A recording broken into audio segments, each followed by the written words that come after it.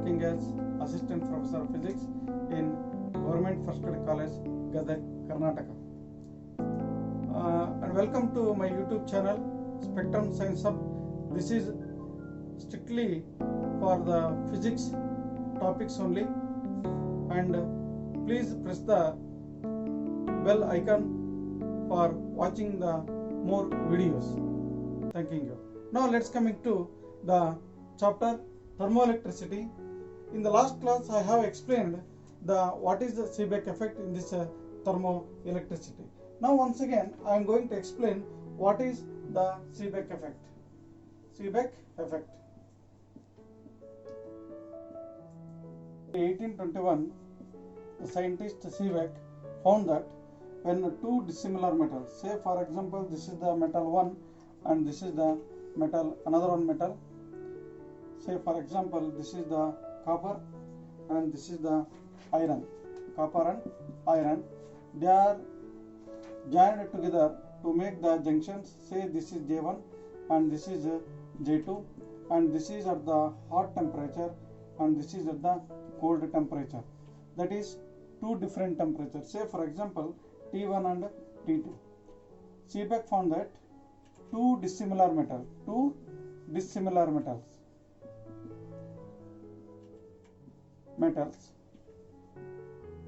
joined together. Two dissimilar metals are joined together to make the junctions. Then to make the junctions, these junctions are at different temperatures. Then the EMF is developed.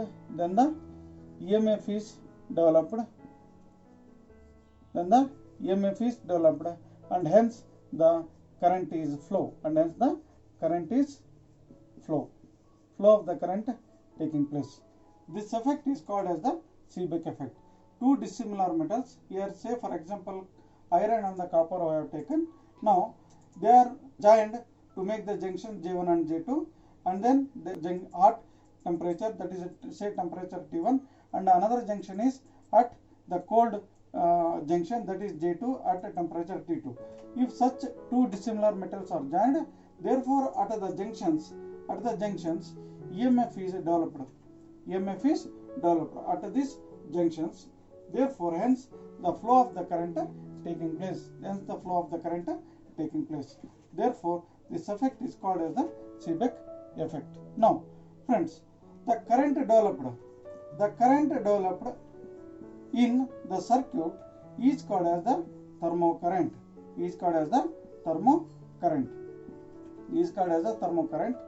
And the EMF developed here, EMF is the developed is called as the thermo EMF.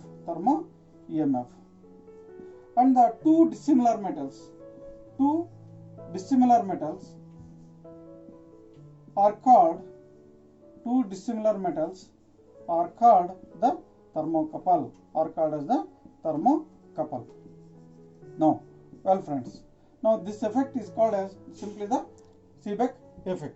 Now, let's coming to the next bit one, how this current is developed, how the current is flowing in the circuit consisting of the two dissimilar metals. Now, let's coming to the explanation of the Seebeck effect, how this the current is flowing in the circuit.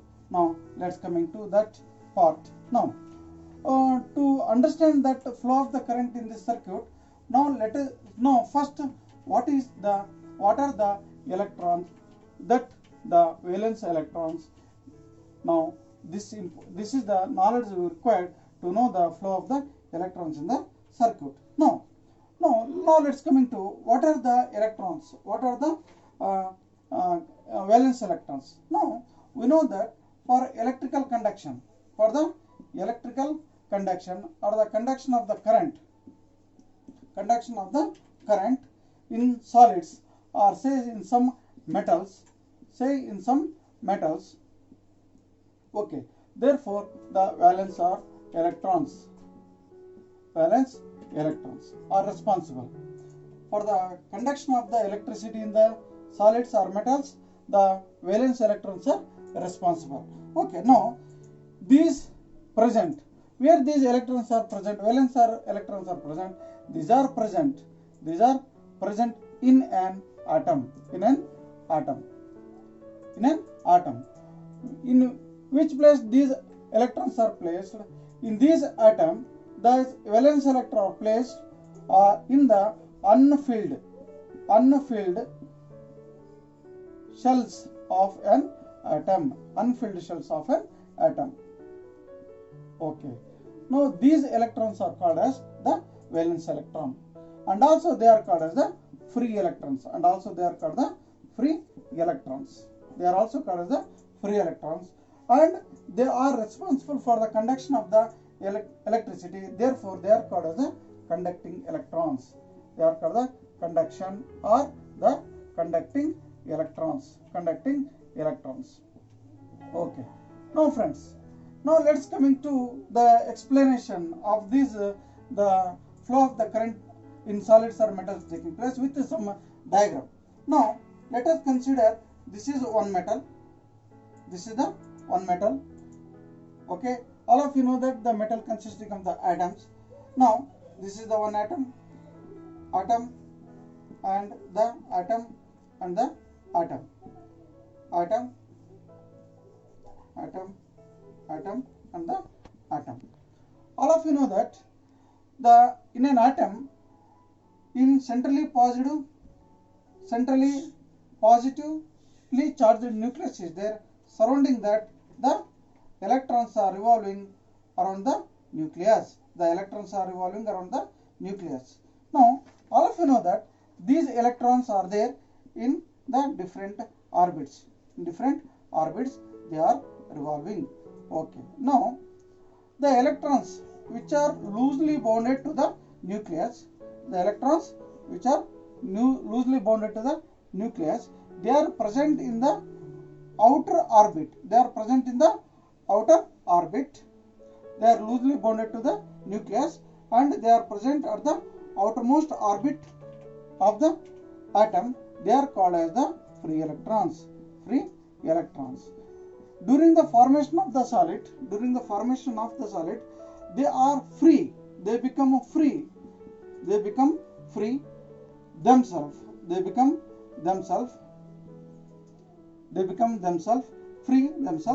These are called as the free electrons.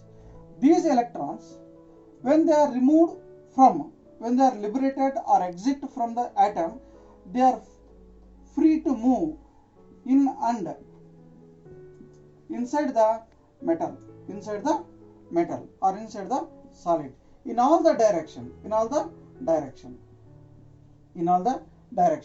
Now, here the more number of electrons, these electrons are free electrons. They are responsible for the conduction of the electricity. Therefore, they are called as the conduction electrons, and they are also called as the valence electrons. These electrons are responsible for the conduction of the electrons. They are readily available, and also these electrons, valence electrons, are forming a electron gas. They are forming the electron gas like the atoms and molecules in a gaseous state. Therefore, they form an electron gas. We can say that the electron gas is there inside the metal. We are assuming like that, the atoms and molecules in a gaseous state. Now, these electrons, which free electrons and the valence electrons, are called as the conducting electrons. They are responsible for the flow of the current in the circuit. That is what in a thermocouple, in a metal. Now, let me consider the two solids here. Here in the thermocouple, we have taken the two metals.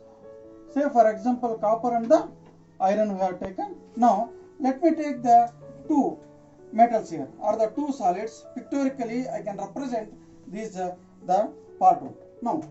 Now, say for example, this is the metal 1, or you can say the metal A, and this is the metal B. Here, the number of the electrons here they are moving in and inside the solid in a like a Brownian motion. Okay, they are moving haphazardly. Now for the metal B, these electrons are moving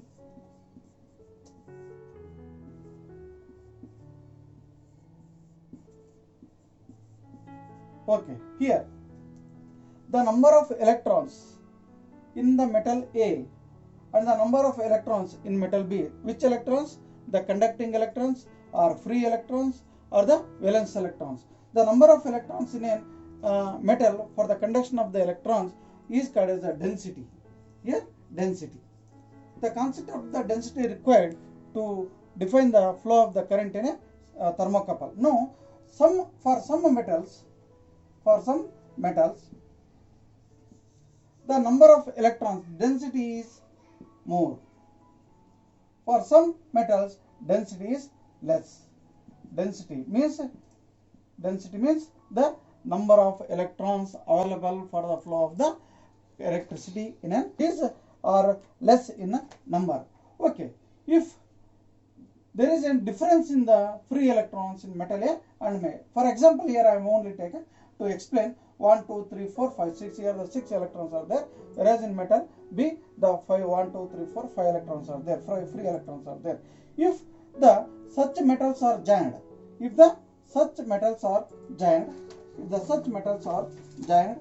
like the Seebeck effect, what we are discussing now. Now this is the one metal A and this is a metal B.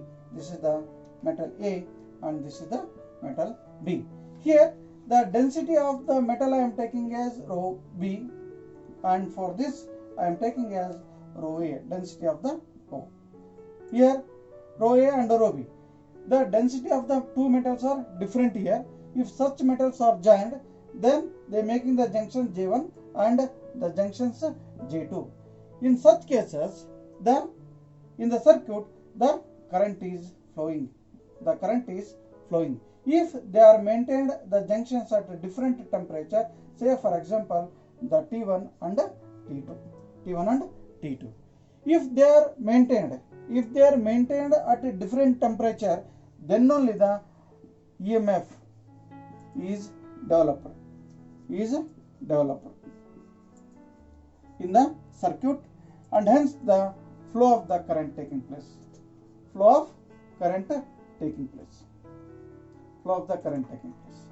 If we maintained the two junctions at the same temperature, say for example this is one metal and this is the another metal. If we are maintaining the two junctions, say junction 1 and the junction 2 at the same temperature, say for example T and T, there is no development of EMF. EMF is not developing, and hence no flow of current in the circuit. Therefore, to get the flow of the current in the circuit, what we need? We need two dissimilar metals. That dissimilar metals, they are having the density must be different. They are having the density of the metal should be different. Then we joined those two metals. Then the at the junctions EMF is developed.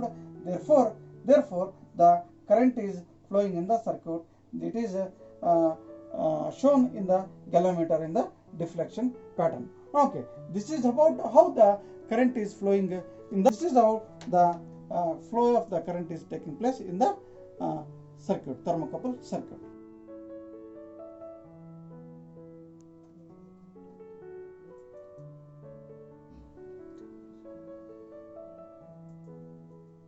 Just now we discussed that how the current is flowing in the thermocouple circuit. That is, when the two dissimilar metals, they are maintained at two different temperatures. This is J1 and this is the J2, junction J2, and it is at the temperature T1 and this is at the temperature T2. The region flow of the current is taking place in the circuit. Only when the density must be different. Density must be different. This is the metal A and this is the metal B. Okay.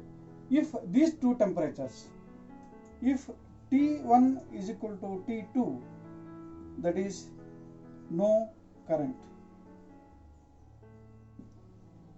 If T1 is not equal to T2, then a current in the circuit.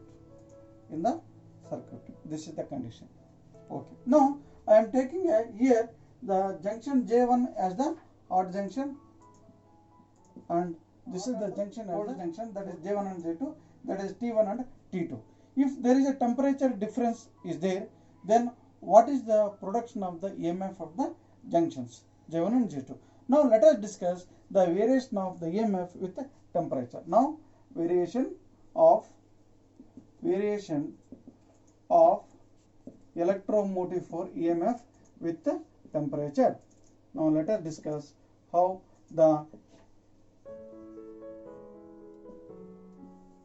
electromotive force varies with the temperature. Okay. Now we can study this variation of the electromotive force with the diagram. Here I am taking as the temperature of the cold junction as the theta C, that is I will take it as the origin O here, that is the origin O. Okay. Now here along the x-axis I am taking as the temperature of hot junction, Now this is the thermo EMF. Along the y-axis thermo EMF along the y-axis. Now if this is the temperature of the hot junction, here theta C stands for what? The temperature of the cold junction. Here we are keeping a constant, that is what? The 0 degree centigrade. Okay, 0 degree centigrade. Now we are varying the temperature of the hot junction, that is the variation of the hot junction in temperature is along the x-axis, and the development of the thermo EMF for the junctions is taking along the y-axis. Now with a small difference in temperature, the nature of the graph is a straight line. With very small quantity of the difference in temperature of theta 1 and theta. This is the temperature of the hot junction. I am taking theta H.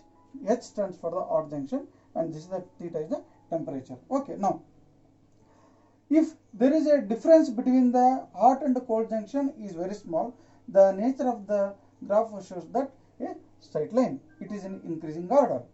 When the theta reaches to the maximum value, away from the 0, that's what the maximum value. Therefore the nature of the graph is a shape of the graph changes, is it not? Therefore this is what the nature of the graph. How this the EMF is varies. Look here, if the temperature goes on increases and the thermo EMF is also increases, okay, it reaches the maximum temperature. At a particular temperature of the hot junction. That is what? At a particular temperature of the hot junction, or at a particular difference of the temperature of the hot and cold junction, the thermo EMF reaches to the maximum value. That is called as the neutral temperature, theta n. N stands for a neutral temperature. Theta n is the neutral temperature. Okay. Now as we go on increasing the hot junction, the temperature of the hot junction, the thermo EMF decreases, and at a particular temperature, at a specific temperature of the hot junction, it reaches to the 0, is called as the temperature of inversion, where theta I. This temperature where the thermo EMF is decreases, decreases and reaches to the 0. That temperature is called as the temperature of inversion.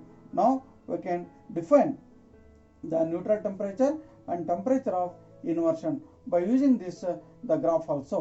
Now how do you define that neutral temperature?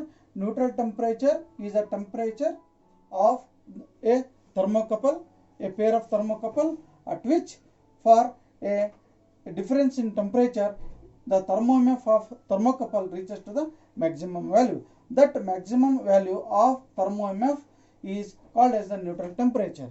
And if the go on increasing the temperature of the junction, thermo-EMF reaches to the 0. At that temperature is called as temperature of the inversion. Okay, by studying the variation of the EMF with the temperature, we came across with two different concepts. One is the neutral temperature and the temperature of the inversion.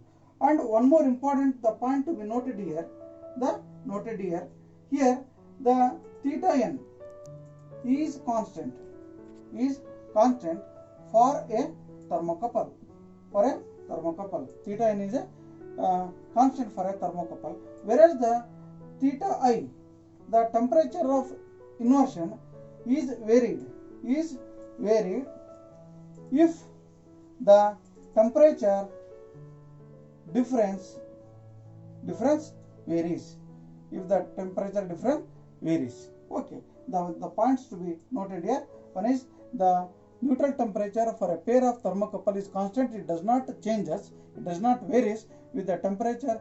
It does not varies with the variation of the temperature of the hot and cold junction. Whereas inversion temperature of inversion is varies with respect to the difference in temperature of the hot and cold junction of a thermocouple. This is called how the electromotive force EMF, thermo-EMF varies with the temperature of the hot junction by keeping the cold junction a constant. Thank you very much. Thank you very much, my dear friends, for watching my video. This is the part 2 of the thermoelectricity chapter, and in the last class I explained the part 1, and this is the part 2 of the thermoelectricity. And please press the bell button and also subscription button for listening the more lecture series on the thermoelectricity chapter. Thank you very much.